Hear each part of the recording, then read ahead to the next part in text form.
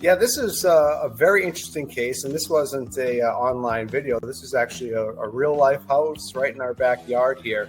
We got a call from a local realtor who had a customer or a client of hers that was interested in buying this house, and it had been on the market for a long time. And come to find out, the reason why is because it was a really unconventional access into the basement from the garage. So I have a photo I'm going to show just so you can see what we're going to talk about here. But imagine you're rolling into your garage and you open up your driver's door, and 6 feet down there's a hole to get into your basement. And this is what it kind of looks like.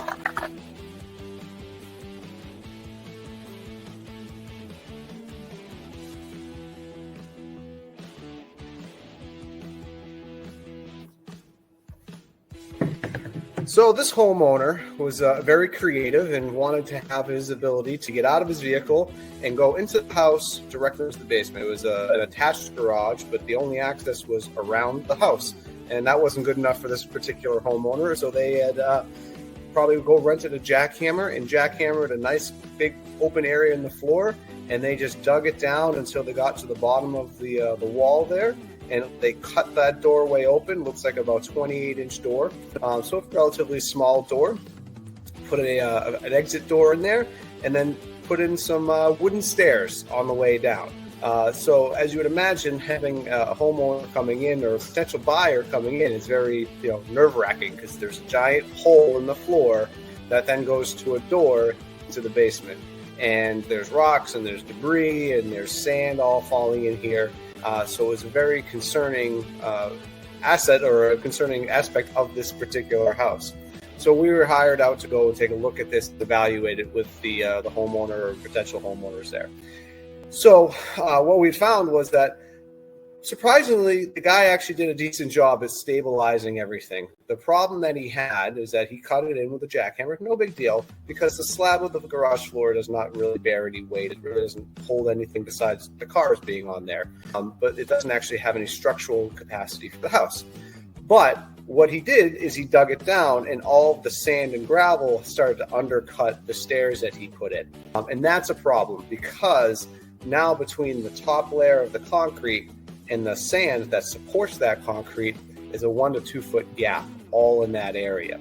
So it's extremely hollow, and it's going to subject to buckling, and it's not stable anymore. The cut into the foundation was done, it looks like it was done professionally, because you can see the saw cut marks on the wall there. It looked like it had been measured out properly. You can see how they attached it to the wall when they did it. So it wasn't just somebody drilling and jackhammering it out. So it looks like he hired somebody to cut that hole in the wall for that. But the foundation itself was okay. There wasn't any sort of major cracking with it. There wasn't any sort of major structural deficiency. But in terms of that access point, completely unsafe, completely non-tenable. So this the buyer for this home, basically was reassured that, yes, it's probably not safe. It probably wouldn't be allowed by any sort of building inspector. But in terms of what they did to the house structure, it's okay. The garage floor, that's a different issue. It's very unsafe there. It's going to destabilize the floor. They're subject to heaving. I wouldn't park a vehicle in there because of the weight of it, because you're likely to collapse that dirt shelf underneath. So we basically told them you have a couple options. You can fill this in and then re-pour over this, or you can talk to the building department to see if they'll allow you to shore up the sides of the walls and maybe put railings around the edge so that you don't have any accidental falls into a 6-foot hole with stairs and debris down there. So very unconventional. First time I've seen it. First time any of the guys here in the office had seen it as well. Definitely an eye-opener. Someone who was very creative, but not necessarily doing it the right way. Should have been an outside access or access through the house directly and then down. Not the right way to do it.